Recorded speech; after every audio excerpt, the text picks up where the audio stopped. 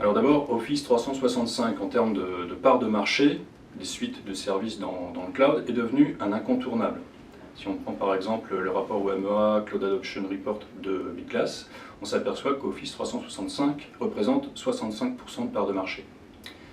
Autre point, Office 365 offre une suite complète de services. Ce n'est pas seulement un service de messagerie électronique, on y trouve aussi une messagerie instantanée, par laquelle d'ailleurs on accède à l'ensemble des contacts d'une entreprise.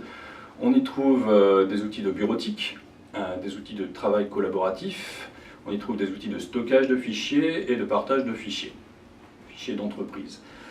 Tous ces services sont donc accessibles avec un seul compte Office 365. Et par conséquent, la valeur d'un seul de ces comptes est considérable. Un seul de ces comptes est potentiellement une porte d'entrée à l'ensemble des données d'une entreprise. Et c'est ça que les hackers ont très vite compris.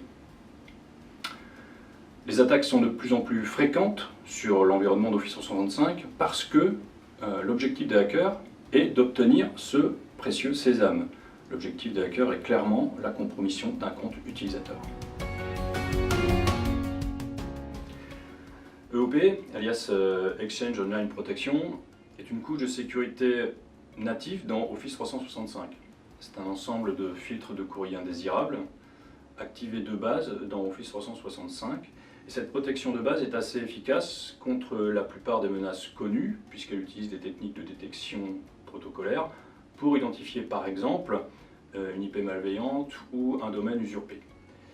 EOP contient aussi un anti-malware capable de bloquer des codes malveillants grâce à une base de signature classique. Donc EOP permet de bloquer les courriers indésirables connus, des phishing connus, des malwares connus. Mais les attaques les plus dangereuses sont aussi les plus sophistiquées. Et ces attaques plus sophistiquées prendront plutôt la forme de spear phishing ou de mails d'hameçonnage ciblés qui sont indétectables par les systèmes de protection classiques. Et ces mails tenteront d'introduire souvent un malware de type polymorphe. C'est lors de ces attaques plus évoluées que la protection EOP atteint ses limites. Et c'est malheureusement ces attaques aussi les plus évoluées qui font le plus de dégâts. Et comme Gartner finalement le conseille, il est donc préférable de renforcer la protection de base d'Office 365 avec une solution tierce.